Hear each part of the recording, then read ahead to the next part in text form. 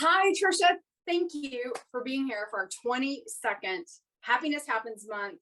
And actually, this is our first podcast series. So talk about sort of what to do with branding.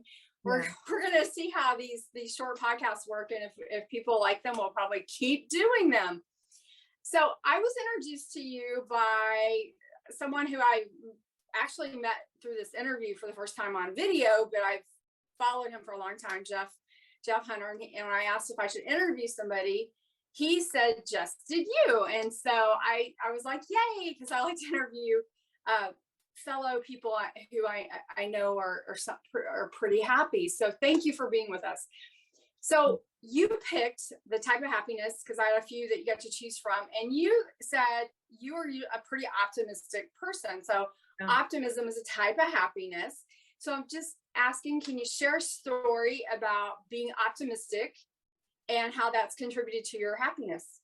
Yeah, before I get into that though, when I saw optimistic, I was like, that is like me, because it ties perfectly in with my brand, my personal brand. So my brand is Hero, and it stands for helping everyone realize opportunities. And because of you, and because you sent me that, I realized this morning that it's really the guiding principle for people to be able to realize opportunities. Because sometimes opportunities happen in the darkness, where things don't go well. And so being optimistic will allow you to see those opportunities. So I really started to learn about being optimistic because my dad went through cancer. So I don't know if you've ever had anybody go through cancer and you watch them go through all that. I really had to figure out how to, for my mindset's sake, understand okay, I have to see things differently. Right. So I think I taught myself optimistic since then. And just How old were you then? I was in my mid-20s. Yeah. Mid-20s. And I had to figure out a way to see the positive in things, because it was just such a dark time. And so I taught myself how to change my perception, change my thoughts. And then that changed the way that I physically felt. And so I felt lighter, when you don't have to stay attached to darkness, then you feel lighter and then you see things in a completely different way. Well, and if you're ever on somebody's, what I always call it, cancer is a friend and family disease. And if you're part of their team, you do need to be that pick me up person. Yeah. And you're walking in always heavy, they're going to pick up on that. So was there a specific time when you were dealing with this situation that you were able to flip on the optimism switch, and you were like, okay, so I'm seeing some dark here, but here's the optimistic part, and it kind of created that bridge for you? There's been a lot of times since I used that. You know what? I think being optimistic has led to a lot of amazing things in my life.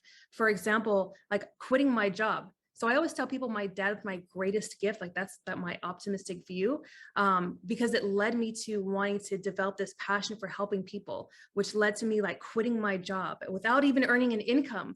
I just jumped because I didn't have that pessimistic view of what all the things that could go wrong. And trust me, a lot of things went wrong. I don't think anything really happened the way I thought it was going to happen. But it never does. It never does, right? So just me being optimistic has led me to do a lot of really cool things in my life, and learning from all the failures, reframing failure to see the good in the failure instead of seeing the bad in the failure and staying pinned down to something negative. Yeah. So you're seeing the lesson learned.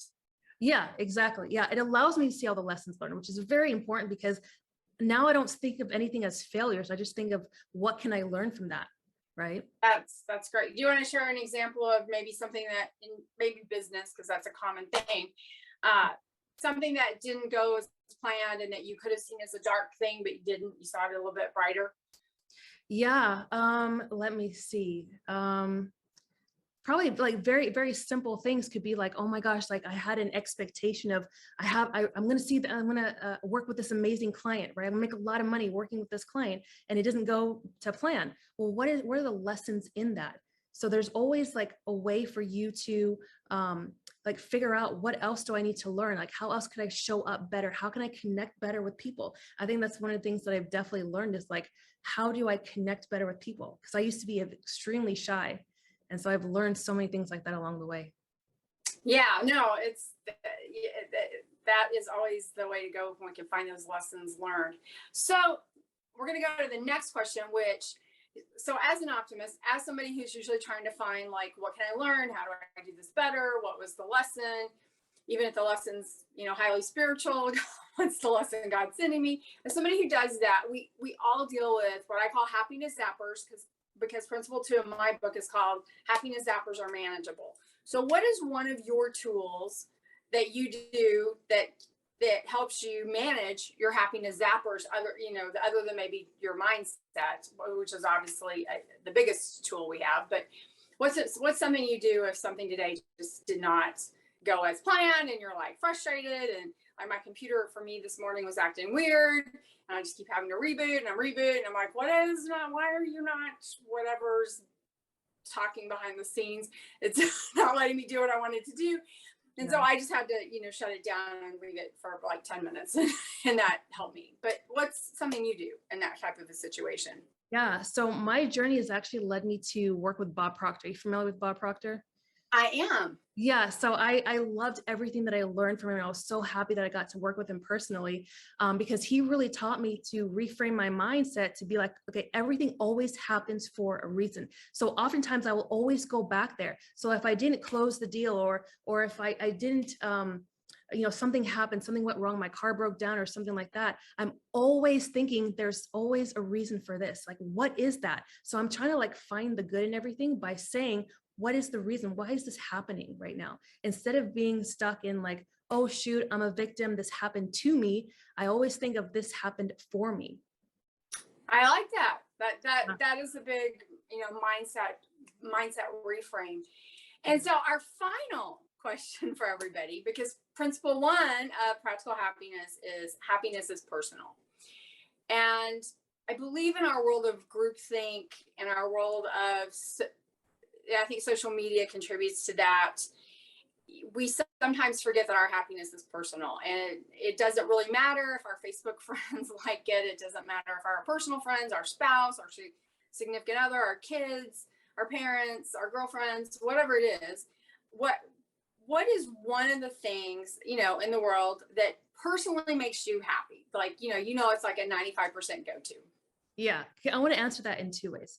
The first one is like the easy answer. Like I'm a very simple person. What makes me really happy is just spending time at home, because I'm a homebody, with my dog, my husband, eating ice cream. Like I love ice cream. So that What's really your favorite flavor?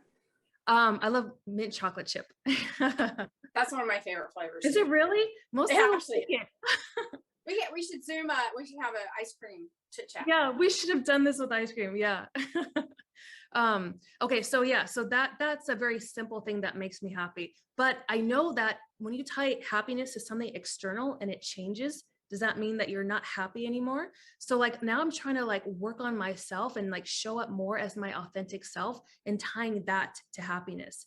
Let me give you an example. Like I have naturally curly hair, but we always want what we don't have. So I always want straight hair when I have curly hair. So, but if you blow dry your hair and then you flat iron it, it damages it over time. So like, imagine like the freedom and happiness you would experience is just being your authentic self, just showing up as like you with all the mistakes that you make. Like I'm stuttering over my words sometimes, like just being authentically you. I think that has a lot of happiness tied to it. So I'm always and that is the best happiness foundation to have to feel that happiness inside. And I know so many people who love your curly hair, and in Austin, I think you have to have curly hair. I don't know that you could keep it straight if you've got naturally curly hair, because we're gonna go humidity. And there's your adorable dog. Yeah, part of your happiness there. Yeah, so it's just going to kink up, because I know my hair, I have sort of some curls, and then I'm sometimes really flat. So it just depends on its mood, apparently. But I do know in Austin, like the curls are going to show up. Yeah. And I do like that. I do like that about a humid climate. I get curls. So thank you so much for sharing and participating in Happiness Happens Month. Your optimism really does kind of show up in your aura and your glow and just how you talk. So thanks for being here with us. Thank you so much. I really appreciate your time. Thanks.